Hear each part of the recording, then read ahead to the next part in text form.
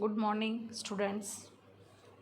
आज हम पढ़ेंगे मानव पर्यावरण का संबंध कि मानव और पर्यावरण का आपस में किस तरह का संबंध होता है। मैंने इससे पहले आपको पीडीएफ शेयर करी थी। आपके कोर्स में मानव और पर्यावरण के संबंधों के संदर्भ में अगर हम पढ़ते हैं तो 3 तरह की विचारधाराएं हैं: निश्चयवाद, संभववाद और नव निश्चयवाद। तो निश्चयवाद पढ़ने से पहले हम एक बार मानव भूगोल का संक्षेप में थोड़ा सा समझ लेते हैं कि किस प्रकार से मनुष्य की उत्पत्ति हुई, तब से लेकर आज तक मनुष्य ने किस प्रकार से प्रकृति के साथ सामंजस्य बनाया और प्रकृति के साथ कितना उसने प्रकृति से लिया है और प्रकृति को उसने किस प्रकार से प्रभावित किया है।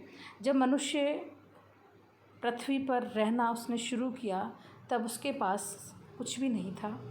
प्रकृति द्वारा प्रदत्त जो सुविधाएं थी, जैसे पेड़ों से उसको फल मिल जाते थे, जानवरों का शिकार करके वो उनका भोजन हुआ करता था। उनके पास आग नहीं थी, फिर धीरे धीरे उन्होंने आग का आविष्कार किया। फिर पत्थरों से उन्होंने अपने बर्तन बनाने शुरू किए और लगभग 5000 वर्ष पूर्व मानव सभ्यता में एक बहुत महत्वपूर्ण परिवर्तन आया। वो ये था कि उसने कृषि करना सीखा। जो उसका घुमक्कड़ी जीवन था उसके स्थान पर उसने स्थायी जीवन की तरफ बढ़ना शुरू किया, जहाँ पर कृषि को करना सीखा। लेकिन उसका अभी तक भी जीवन पूरी तरीके से प्रकृति पर निर्भर था। प्रकृति ने उसको जो दे रखा था, जो भी उसके पास सुविधाएं प्रकृति के द्वारा उपलब्ध थी, उन्हीं सुविधाओं के द्वारा उसका जीवन संचालित हो रहा था।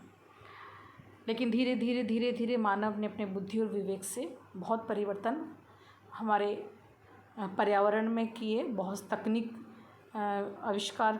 आविष्कार किए और आज विश्व जो है बहुत ज़्यादा तकनीकी रूप से सशक्त होता जा रहा है। तो इसमें 3 विचारधाराएं हैं। पहली है निश्चयवाद, दूसरी संभववाद, तीसरी है नव निश्चयवाद। अब निश्चयवाद का मतलब है प्रकृति के द्वारा हमारा जो वातावरण है वह निश्चित है और इस पर पाए जाने वाले जीव जंतु, इसके ऊपर जो भी जीव जंतु पाए जाते हैं वह सभी प्राकृतिक वातावरण के निर्देशों की अनुपालना करते हैं।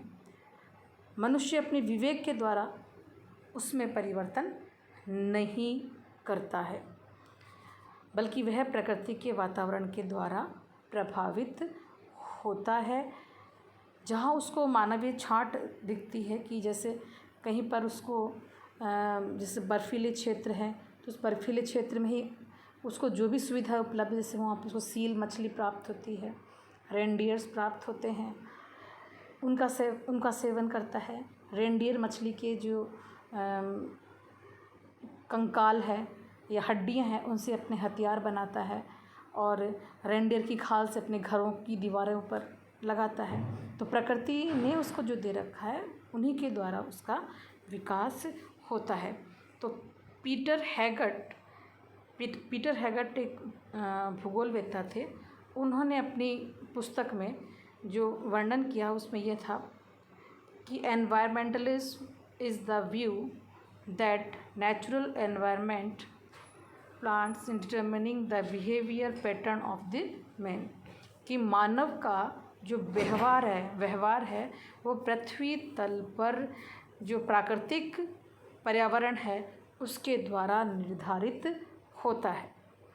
और इससे पहले, बहुत पहले ईसा पूर्व अरस्तु ने अपनी पुस्तक राजनीति में लिखा था कि यूरोप के ठंडे देशों में निवास करने वाले लोग बहादुर होते हैं लेकिन तकनीकी कौशल की कमी पाई जाती है। इसके विपरीत एशिया के लोग कुशल होते हैं लेकिन उत्साही नहीं होते हैं, आराम पसंद होते हैं।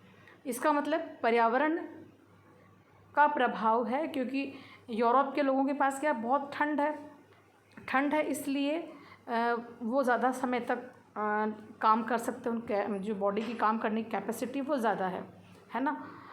एशिया के लोगों के पास वो समतल मैदान में रहते हैं, मौसम बिल्कुल उनके अनुकूल है, इसलिए ज़्यादा मेहनती नहीं होते होंगे।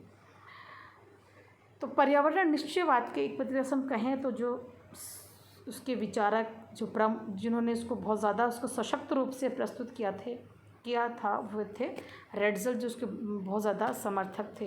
रेडज़ल ने तो ये तक कहा था कि वातावरण की बनावट, जलवायु, वनस्पति आदि मानव के मध्य पाए जाते हैं, जिसमें पर्यावरणीय तत्व प्रभावशाली होते हैं जो कि मानवीय क्रियाओं को नियंत्रित करते हैं।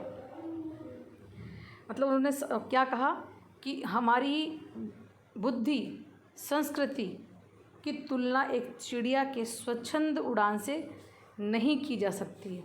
उनके अनुसार है, रेडज़ल क्या कह रहे हैं कि हमारी बुद्धि संस्कृति और सभ्यता की तुलना एक चिड़िया की स्वच्छंद उड़ान से नहीं की जा सकती है। हम कैसे हैं, एक पौधे से कर सकते हैं अपनी तुलना, क्योंकि हम सदैव पृथ्वी से आबद्ध रहते हैं। हमारे सिर आसमान की तरफ होंगे, किंतु हमारे पैर सदैव धूल और प्रकृति में विलीन हो जाएंगे। ये रेडज़ल महोदय के शब्द है। उन्होंने क्या कहा कि हमारा मानव जो है, हमारी सभ्यता जो है वो पक्षी की तरह नहीं है जिसकी ज़मीन से संबंध नहीं उड़ रहे हैं आसमान की तरफ। हम एक पौधे की समान है, बढ़ते तो ऊपर की तरफ है लेकिन जुड़े हुए ज़मीन से होते हैं। हम ज़मीन से जुड़े हुए रहते हैं क्योंकि हमारा वातावरण हमें जो परमिशन देता है जो कार्य करने की, वही कार्य हम कर पाते हैं।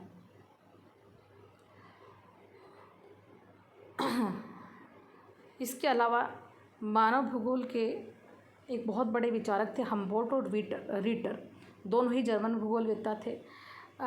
तो इन दोनों ने अपने, जैसे रीटर की अपनी पुस्तक थी रीटर की पुस्तक यूरोप तथा हम्बोल्ट की एक पुस्तक है जिसमें कॉस्मोस, इन दोनों में ही इन्होंने क्या माना है, पर्यावरण को ज़्यादा पावरफुल माना है।